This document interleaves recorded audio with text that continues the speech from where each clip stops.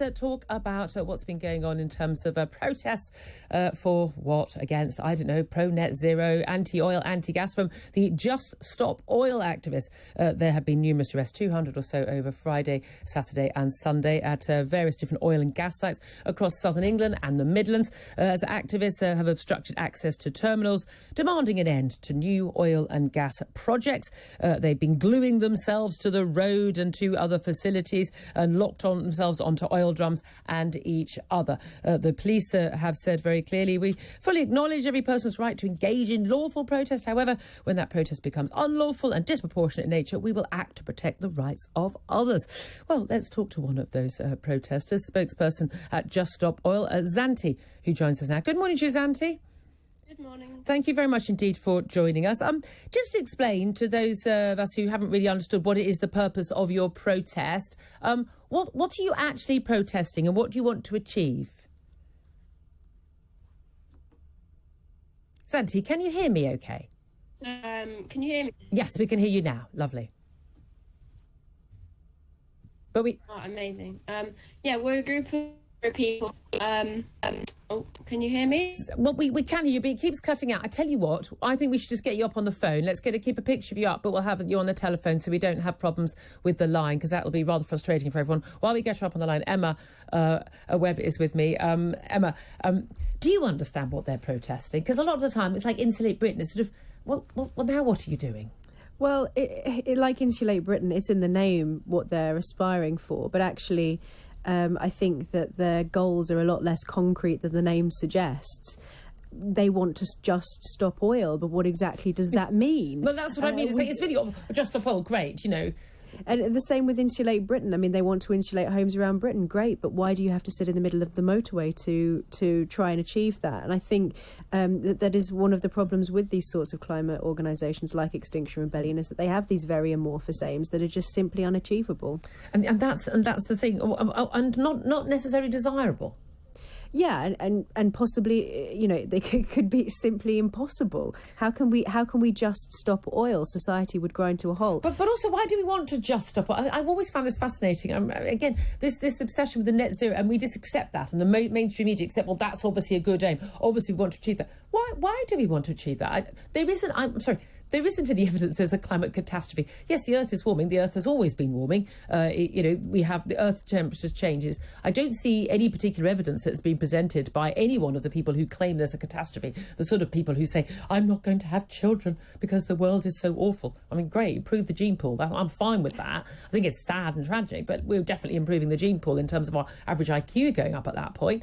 But people who say it's terrible. Well, why is it terrible? Why do people think that is a terrible thing? Well, the net zero target has just been sort of smuggled in underneath Greta's cape. And I think that those who are saying that this is something that is such a big issue that we should have a referendum on it. I don't know about the referendum, but I think they're quite right that this is a very serious issue that people should have a word on. Well, finally, we've got Xanthe back on the line. Xanthe, can you hear us okay? Yes, I'm really sorry about that. No, the joys of tech. I mean, I tell you, if maybe you should start protesting about really poor Wi-Fi connection. That would be, I'm saying that would be a really useful thing.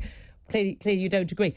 Talk to me. What do you Just Stop Oil protesters, what do you actually want to achieve? What's the purpose of your protests? So we are demanding that the UK government stop investing in new fossil fuel projects. Okay. And why?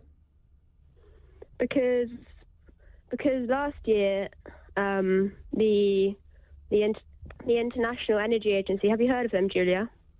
Yes, thank you ever so much for asking. Yeah. No worries. The International Energy Agency said in May 2021 that we can't have any new fossil fuel projects if we have a chance of staying below 1.5 degrees.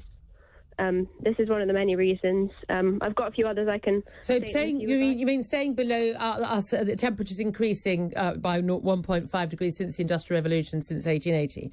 Yeah, I'm up to speed. Don't worry, Xanthe. Okay. You say that, it's all very well. You would clearly very much be in favour of the net zero target of 2050. In fact, you probably think it's too late and we should achieve it sooner. I know a lot of people at Extinction Rebellion, Insulate Britain and others think that.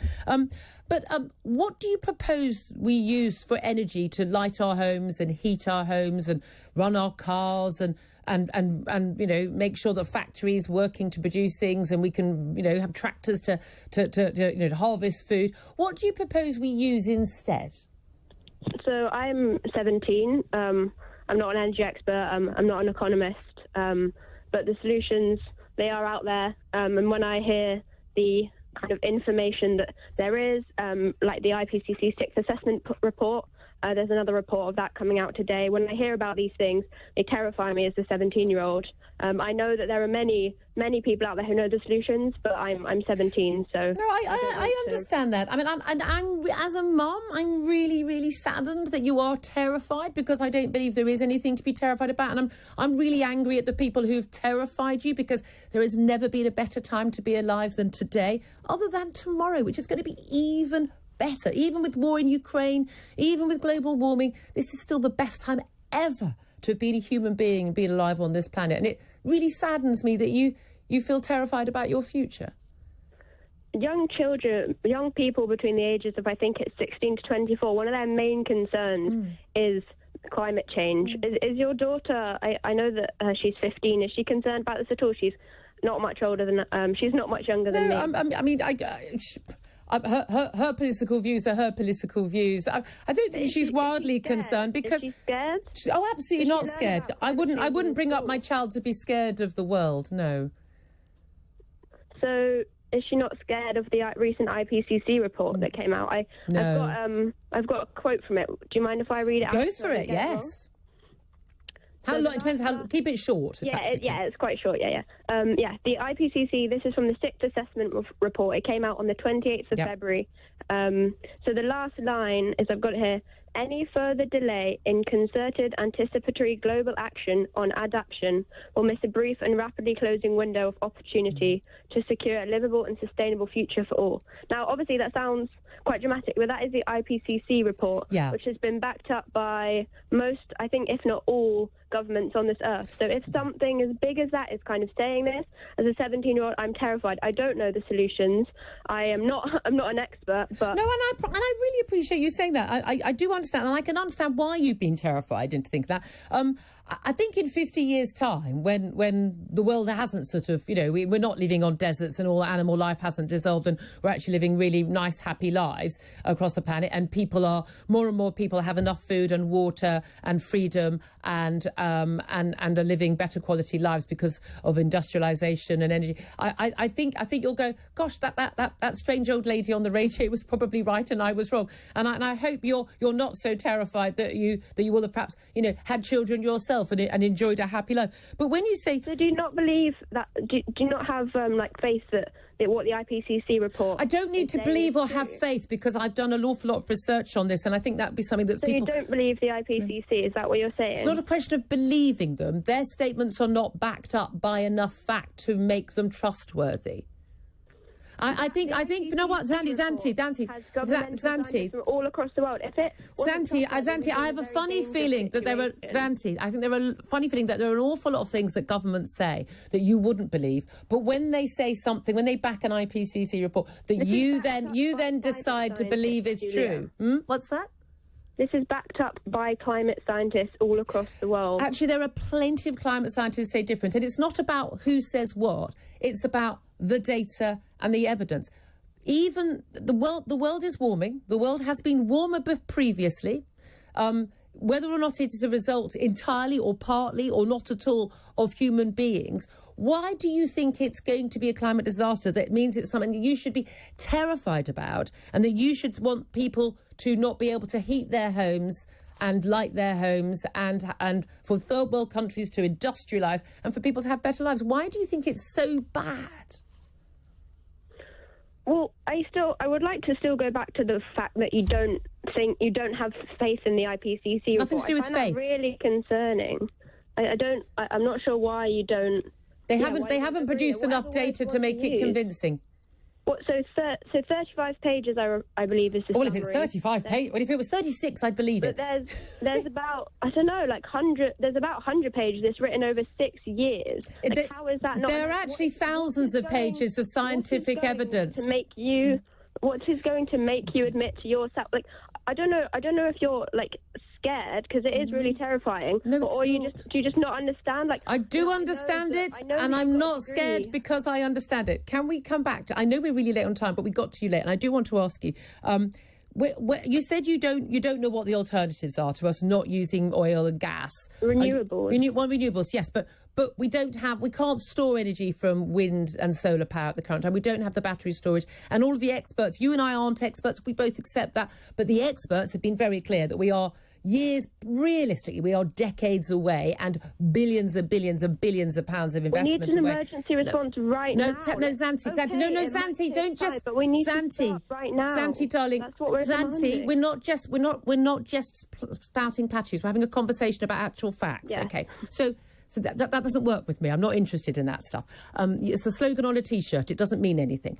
I want to know, given that we are years and decades away from actually having alternative supplies of reliable fuel, so we can make wind, we can make solar power, but we can't store it. And so if the wind doesn't blow and if it's at night, we don't have storage of that. We need to have backups of nuclear, gas, oil, or whatever it is.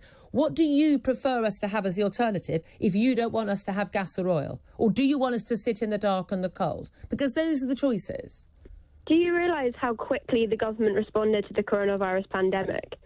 They can respond quickly to emergencies. If we start now, if the UK government just stop oil, if they stop investing in new fossil fuel projects, then we can start now. Well, stopping doing something is much easier than actually developing. If we don't actually have the battery power, do you think it is better that we sit in the cold and the dark some of the time than it is that we carry on using oil and gas? Well, it's a stupid question. Of course I don't want anyone to freeze. Okay, but I'm saying that's the choice. If you don't want us to invest in oil and gas and we don't have enough battery storage for the renewables that we both will be very happy to have us rely on, but if those are not reliable and they're not constant and we can't store them, then when you say don't invest in oil and gas, what will happen as a direct result of that? I'm assuming you're against nuclear as well, yeah? You're opposed to nuclear? Agree, Julia? No, answer my questions. Yes. Are you opposed to nuclear as well? Right. Yes, so you're choosing for us to sit in the cold and the dark? We need an emergency response right now. Do you agree? Because if you do, then this conversation is going to be really useful. If you don't agree that we need an emergency response now, then... We don't need an emergency response now, because it's not an emergency. Well, then clearly you're not listening to the IPCC report. Julia, I know that you have a degree at Oxford University. I would have thought that you might have at least understood the IPCC report, to be honest. I do understand it. Can you answer my question, though? I really want to leave it. We're late to the news, but I want to show respect to you answering my question. Do you, yes, if the choice is, and it is, sitting in the cold and the dark and not being able to have factories running, and by the way, massive damage to people in the third world because they need to develop their economies, and not having the oil and gas because we haven't got battery storage for renewables, are you happy with that's the outcome? We'll end up sitting in the cold and the dark. Are you happy with that outcome or not? Renewables, we need to implement them. I can't do that. I'm 17. I know. I don't know as much as you. But when I hear this, I'd like to have faith that the UK government are going to do this, and that's why we're demanding. That's why these people, ordinary people, just like you and me, we're all ordinary people. That's why we're demanding that the UK government stop new fossil fuel. Well, yeah, okay. And I'm telling you what the outcome from that will be, and you're refusing to address that. You're saying it won't happen. We'll be absolutely fine. We can't store renewable energy, but we won't have gas or electricity or from gas or oil or nuclear, but we'll be just fine. Our homes. We need free public transport. All of this will be better. It's just slogans. Xanthe, I so appreciate you coming on air, and I so appreciate you putting those arguments, and I love it when young people are political and I'm horrified that you've been scared, and I'm horrified that you haven't had the time to obviously think through some of this. Nothing that you feel strongly about should be based on faith, in my view. It should always be based on facts. But I so appreciate, so admire you. I think you're wrong. I so admire you for having the guts to come on the radio and talk to me about it. Thank you very much. 4 minutes past 8 is the time. Sorry, we are very late for the news. This is Talk Radio.